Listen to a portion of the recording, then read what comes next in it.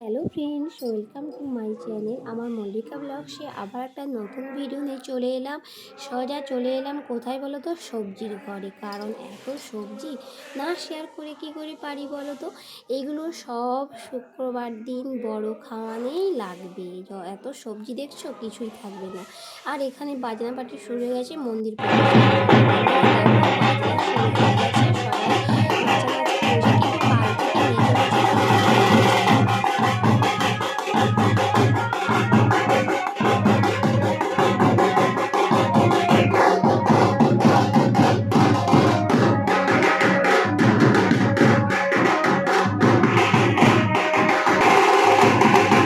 বৃষ্টি হচ্ছে।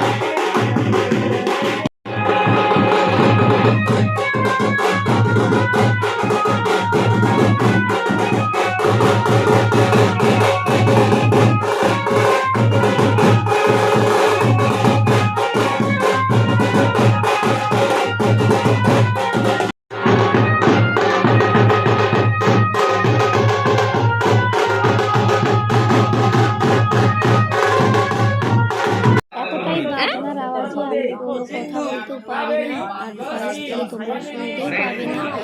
এই জন্য আমি চুপচাপ ছিলাম। এখানে দেখো, আমার বাবাদের মন্দির প্রতিষ্ঠা শুরু হয়ে গেছে। বাবা এখানে প্রথমে কি বলে না, কি পুষ্পাঞ্জলি দিতে হয়। প্রথমে পুষ্পাঞ্জলি দিচ্ছে, আর ওইদিকে একটা পুরোহিত মশাই মন্দিরের উপরে পুজো করছে। আর এই একটা দেখো ছোট পুচকে বাবু, আগের দিন তোমাদেরকে দেখিয়েছি ছোট পুচকে বাবুকে। আর এখানে আমাদের সাথে আমাদের বাবাদের অনেকগুলো কাজ হচ্ছে। ভাইয়ের ছেলের অন্নপ্রাশন, মুখে ভাত, বাবাদের মন্দির প্রতিষ্ঠা অনেকদিন ধরে মন্দিরটা করবে করে খাওয়া হয় না। তাই এখন যখন বাবাদের ধরো অনুষ্ঠান হচ্ছে, এই জন্য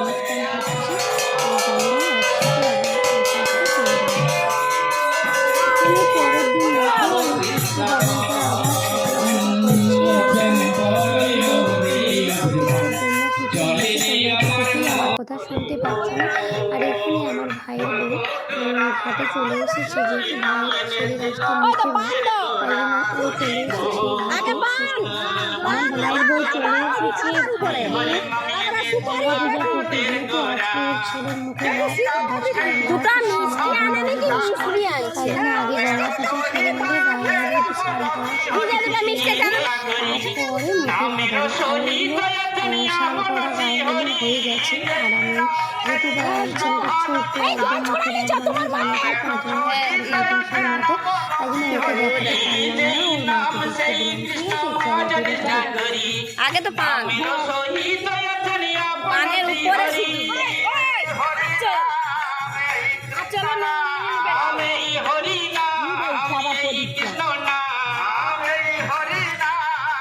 লম্ফন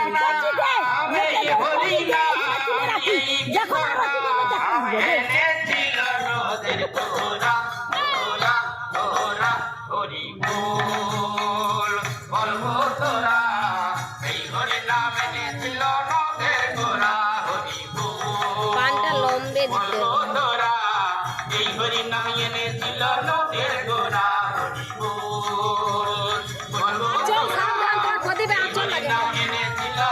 গলায় নিয়ে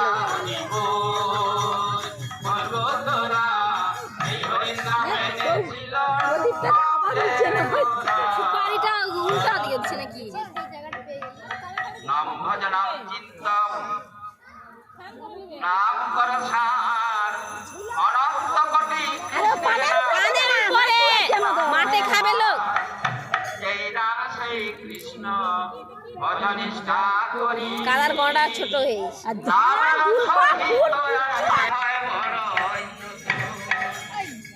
হরে কৃষ্ণ কৃষ্ণ কৃষ্ণ কৃষ্ণ হরে হরে হরে রাম ধান দুলফা চাল নিয়ে আসতে হয়।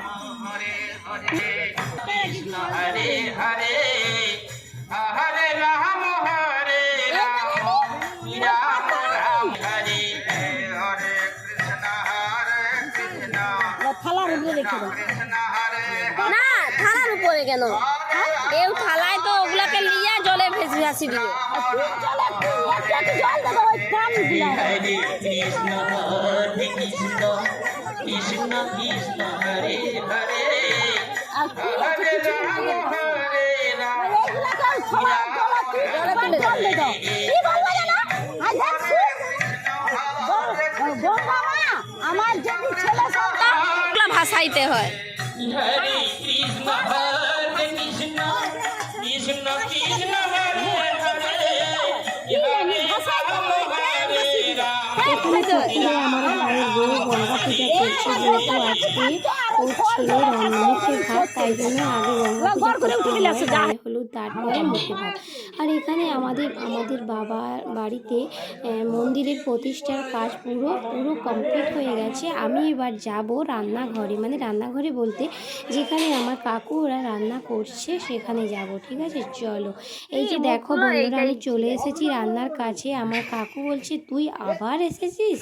আমি বলি হ্যাঁ, আগে তোমার না ক্যামেরা বন্দি করলে আমার শান্তি নেই, তাই জন্য কাকু আমার সাথে বক বক করছে। আমি তো তোমারটা আগে বন্দি করে তোমাকে ফেসবুক আছে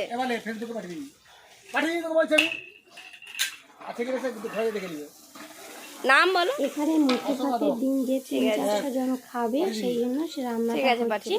আর বড় যেটা খাওয়ান হবে, গোবর্ধনধারী ঠাকুর আসবে, সেটার জন্য এই উনুনগুলো দেখো কতগুলো মাটির উনুন। ওই ঠাকুরের একটা প্রতাপ আছে, উনি মাটির উনুনে রান্না ছাড়া খায় না।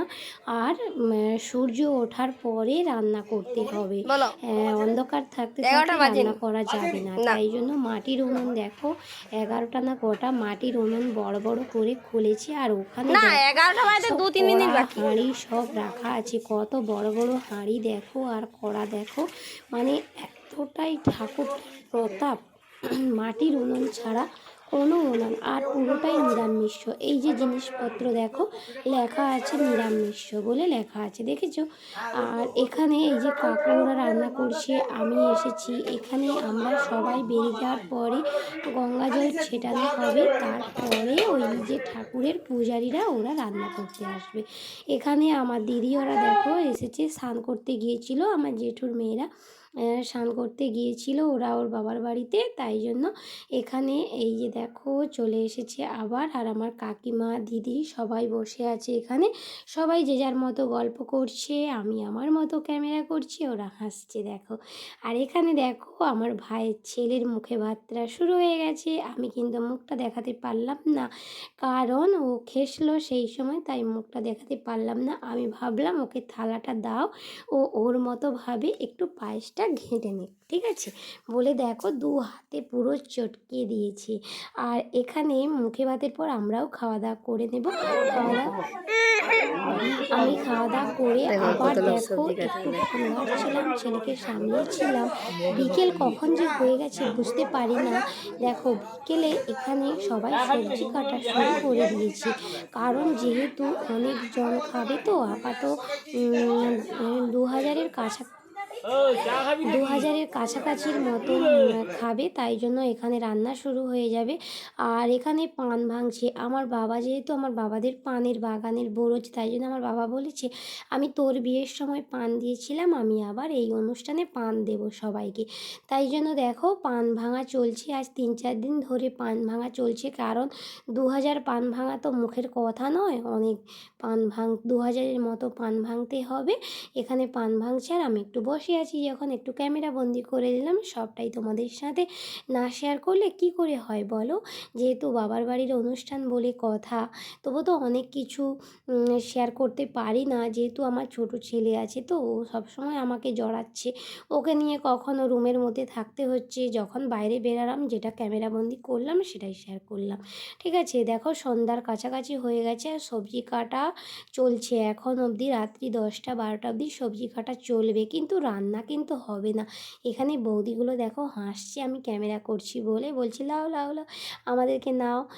দেখো এখানে এই যে দেখো সব সবজি, এখানে আলু টালু সব কাটা চলছে এখনো অবধি। আর বন্ধুরা এটা রাতের খাওয়ার কমপ্লিট হয়ে গেছে, আবার রাতে সবাই আবার রাতে 3-4 জন খাবে বলে রান্না পুরো কমপ্লিট হয়ে গেছে। খেয়ে নেবো, কেনার করে ঘুমিয়ে যাব, কারণ আজকে সন্ধ্যায় কোনো তেমন অনুষ্ঠান নেই, আবার সকাল সকাল থেকে অনুষ্ঠান শুরু হবে, কারণ যেহেতু গোবর্ধনধারী, মদনমোহন, শীতলমা পরের দিন 3টে ঠাকুর আসবে তো। আর এই হাঁড়ি দেখো, এই হাঁড়িটার বিচাকলা চিকিৎসা নামে বিখ্যাত। এই হাঁড়িটা জানো? তুমি ঢুকে যাও। এই যে বড় বড় হাঁড়িতে গোবর্ধনধারীর নিয়ম আছে, হাঁড়িতে ছাড়া ছেঁচকি বানানো যাবে না। মানে এই ঠাকুরে এতটাই প্রতাপ, এতটাই নিয়ম নিষ্ঠা, কি আর বলবো বলো। আমার ছেলে এখানে দেখো জুতো পরে চলে এসেছে, মামারা তো দেখলে বকাবকি দিবে করছিলাম। এখানে কলা পাতা কাটা হয়েছে, ওই ঠাকুরের নিয়ম কলা পাতায় ছাড়া ছেঁচকি ঢালা যাবে না। তাই জন্য দেখো কলা পাতাও নিয়ে চলে এসেছি অনেক। প্রায় সব সবজি কাটা কমপ্লিট হয়ে গেছে, টমেটো বাকি আছে। টমেটো এখন কাটবে না, সকালবেলা টমেটো কাটবে, কারণ টমেটোটা কেটে রাখলে পচে যাবে।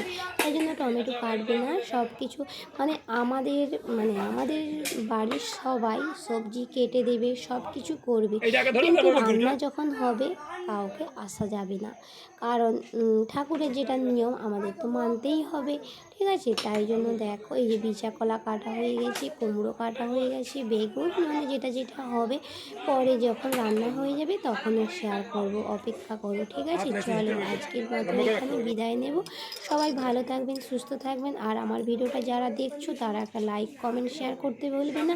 যারা নতুন বন্ধু তাদেরকে অনেক অনেক ভালোবাসা, যারা পুরনো বন্ধু তাদেরকে অনেক অনেক ভালোবাসা জানিয়ে আজকের মতো এখানে বিদায় নেব। আবার পরের ব্লগের জন্য অপেক্ষায় থেকো সবাই, ততক্ষণ সুস্থ থেকো, ভালো থেকো। পরের ব্লগটা কিন্তু খুব খুব ভালো হতে চলেছে, কারণ কতজন মা খাওয়া দাওয়া করবে, আমার ভাইয়ের ছেলে কেমন সাজবে ওকে হয়তো দেখাতে পারবো না, তোমরা জানো ও যেহেতু বাচ্চা ছেলে একদম, ওকে দেখাবো না। তাই জন্য ভাবছি ওকে না দেখে যতটা পারি করব, ঠিক আছে। এখানে দেখো রাত্রি 12টা বেজে গেছে, এই আমার ভাইয়ের বন্ধুরা এখানে বেলুন ফোলাচ্ছে দেখো, ঠিক আছে। চলো আজকের মতো বিদায় নেবে, সবাই ভালো থাকবে, শুধু টাটা বাই।